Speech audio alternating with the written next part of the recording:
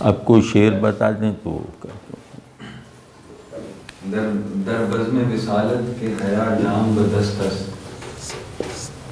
در بزم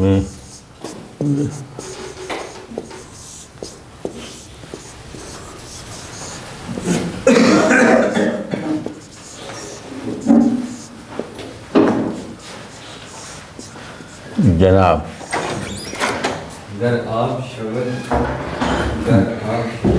گر آب شود گر آب شود بادۂ نابست دل ماں. گر آب شود بادۂ نابست دل ماں. بادۂ نابست دل ماں.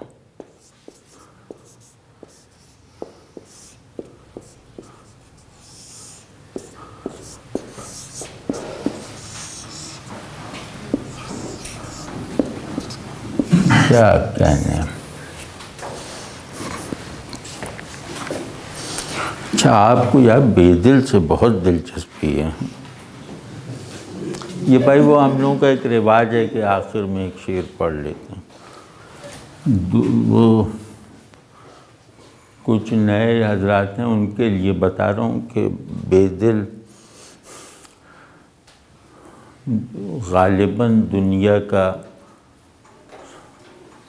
سب سے بڑا فلسفی شاعر ہے، اور ان کا جو تفلسف ہے، ان کا جو فلسفہ ہے، وہ فلسفے کی معروف ساخت سے نہیں بنتا.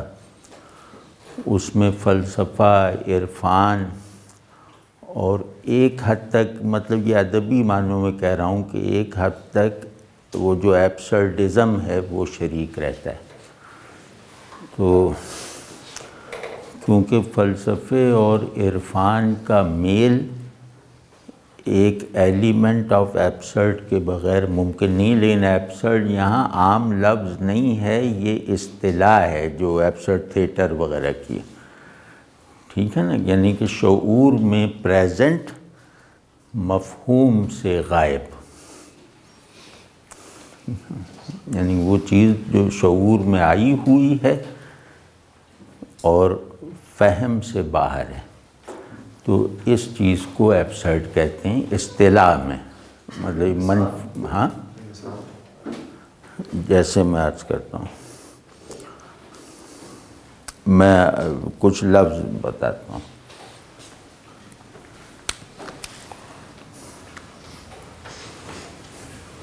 ہاں ابھی بلکہ اسی لفظ کو لے، انفینٹی. انفینٹی شعور میں ہے اور شعور کے بہت سے فیصلے اور تصورات میں شریک ہے، لیکن اس کا مفہوم کچھ نہیں ہے. مفہوم کہتے ہیں جو ایکسپیرینسیبل بھی ہو، ذہن میں موجود وہ چیز جو ایکسپیرینسیبل ہو، یا مفہوم نہیں. تو اسی طرح جیسے ایک لفظ ہے انقا، تو وہ شعور میں موجود ہے، اس کے بہت سارے تلازمات شعور بنا لیتا ہے، لیکن اس کا کوئی مفہوم نہیں ہے. انقا مطلب وہ پرندہ جو موجود غائب ہے، موجود نہیں ہے. یا خود عدم، نتھنگنیس، یہ شعور میں ہے، مفہوم نہیں بن سکتی ہے. ٹھیک ہے نا، اس طرح کی چیز. ذہن شے پر غالب آ جائے تو اس کے نتیجے کو معنی کہتے ہیں، اور شے ذہن پر غالب آ جائے تو وہ ایبسرڈزم پیدا کرتی ہے. تو بہت مطلب یہ آپ اس پس منظر میں رکھیں جو ایک تحریک تھی نا ایبسرڈزم کی، اور اس میں اس کے ذرا پلیز ضرور پڑھنے چاہیے. جو ایبسرڈ تھیٹر کی تحریک ہے، اس کے پلیز پڑھنا بہت ضروری ہے. تو خیر، تو یہ تین عناصر ہیں. ایک ایک جو ہے وہ میٹافزیکل ایسنس، ایک فلاسفیکل سبسٹنس، اور ان میں دوڑتی ہوئی ایک ماورائے معانی لہر، تو اس کو میں کہہ رہا ہوں وہ ایبسرڈ ہے، ٹھیک ہے نا؟ تو در بزم وصالت کے حیا جام بدست است، اس میں فلو کیسا ہے کہ تیری بزم وصال میں جہاں حیا جو ہے وہ جام لیے ہوئے، جام شراب لیے ہوئے کھڑی ہے، یعنی دوسرے کو پلانے کے لیے جام شراب، تیری حیا جام شراب تقسیم کرنے کے لیے مستعد ہے۔ تیری بزم وصال میں تیری حیا عاشق واصل کے لیے جام شراب لیے کھڑی ہے، یعنی اسے شراب پلاتی ہے، اسے بے خودی کی سیر کرواتی ہے، اس بے خودی کی جس کے بغیر وصال بے معنی ہے، ٹھیک ہے نا؟ وصال کہتے ہیں محبوب اور عاشق کی، مطلب عاشق کا محبوب کی وحدت میں ایک جز کے طور پر ڈھل جانا، تو اس کے لیے بے خودی درکار ہے۔ تو جس نے وصال میں کہا میں ہوں، وہ ابھی فراق میں ہے، اس کا وصال واہمہ ہے، ٹھیک ہے نا؟ یہ مطلب بے دل کی تھیوری میں کہہ رہا ہوں۔ تو اور یہ ذرا تصویر کتنا پیراڈاکسیکل ہے یہ کہ حیا تو بالکل شرمانے اور دور ہٹنے کا عمل ہے نا، وہ کہہ رہے ہیں حیا جام بدست است، کہ تیری حیا عاشق کو شراب پلا رہی ہے۔ ابھی اسے کھولنے کی کوشش کرتے ہیں۔ گر آب شود بادئے نابست دل ماں، کہ ایسے میں اگر پانی ہو جائے، تو اگر ہمارا دل ایسے میں پانی ہو جائے تو یہ بادئے ناب ہوگا، یعنی بادئے ناب کا مطلب ہے خالص شراب، ٹھیک ہے نا؟ اب پھر وہ پہلی بات میں نے دوسرے مصرعے سے ذرا سے مختلف کہہ دی تھی، اس کو واپس لیتا ہوں، پھر سے کہتا ہوں کہ حیا شراب نہیں پلا رہی، بلکہ حیا شراب کا پیالہ لیے کھڑی ہے، اس انتظار میں کہ عاشق کا دل پانی ہو جائے اور پانی ہو کر بادئے ناب بن جائے اور اس پیالے میں اسے منتقل کر دیا جائے۔ عجیب و غریب یہ تصویر ہے، مطلب ایسی تصویر بنانا کہ جو ہماری صلاحیت مشاہدہ یا ہماری عادت مشاہدہ سے کوئی ربط نہ رکھتی ہو، اور جو ذہن میں تصویر بننے کے عمل کے جو ضروری اور مستقل عناصر ہیں ان سے بھی ٹکرا رہی ہو، یعنی ذہن کو اپنی روایت مصوری سے ہٹنے پر مجبور کر رہی ہے اور آنکھوں کو اپنی عادت دید سے دستبردار ہونے پر اکسا رہی ہے۔ یہ تصویر ہے، مطلب عجیب و، بس اس تصویر کو دیکھیں۔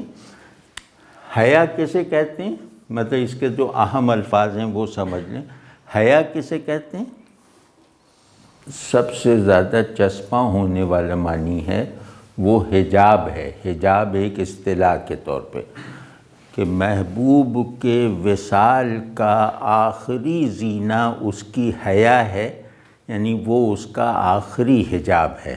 یہ اٹھ جائے تو محبوب جلوہ گر ہو جائے گا، ٹھیک ہے نا؟ یہ اس طرح دیکھیں کہ محبوب تک پہنچنے کے کئی مراحل ہیں، تو آدمی ان مراحل کو طے کرتا ہے حالت فراق میں، لیکن جب وہ اقلیم وصال میں داخل ہوتا ہے تو وہاں بھی محبوب کی دوری اور محبوب کے چھپاؤ کی کئی منزلیں ہیں، کئی پردے ہیں، تو انہیں عاشق حالت وصال میں پردوں کو اٹھاتا ہے، ٹھیک ہے نا؟ تو حیا محبوب کے چھپاؤ کا آخری پردہ ہے، وہ پردہ حالت وصال میں تو رکھتا ہے، لیکن محبوب کو پوری طرح دیکھنے کے لیے اسے اٹھانا ضروری ہے، اور اٹھانے والے کا خود غائب ہو جانا ضروری ہے۔ یہ یاد رہے کہ آخری پردہ اٹھنا ضروری ہے اس کی کامل دید کے لیے، لیکن آخری پردہ اٹھانے والے کا غائب ہو جانا بھی ضروری ہے، ٹھیک ہے؟ تب محبوب جلوہ گر ہے۔ تو کہتے ہیں تیری بزم وصال، یہاں بزم وصال کو سمجھیں کہ وصال کی ایک سجی سجائی محفل ہے، محبوب ابھی پردے میں ہے، حیا کے پردے میں، تو اس کی حیا جو ہے وہ ایک پیالے کی طرح ہے، کیونکہ وہ آخری حجاب ہے نا، تو ایک خالی پیالے شراب کی طرح ہے، اور وہاں اس کی حیا کا مطالبہ یہ ہے کہ دل، عاشق کا دل پگھل کر پانی ہو جائے، یعنی عاشق کے تعینات عشق ٹوٹ جائیں، عاشق کا تمام تشخص ختم ہو جائے۔ دل بہت بنیادی چیز ہے، تو کہتے ہیں کہ دل پانی ہو کر شراب بن جائے تو پھر وہ اس جام میں بھرے گا، اور اس جام کو پینے والا خود سے بھی غائب ہو جائے گا اور حیا کے حجاب کو بھی اٹھا دے گا،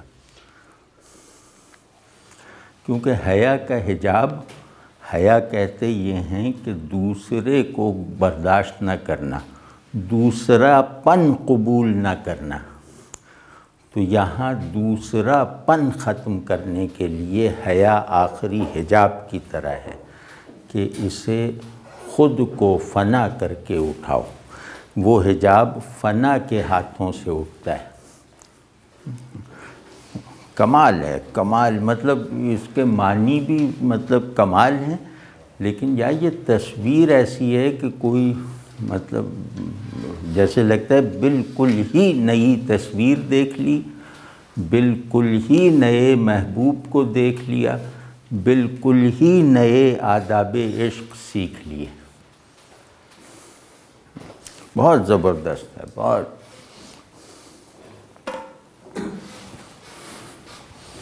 حافظ کا ہے نا کہ تو خود حجاب خودی حافظ از میاں برخیز، کہ تو خود آخری حجاب ہے، اب تو خود اپنا پردہ ہے، تو بیچ میں سے اٹھ جائے تو میں ظاہر ہو۔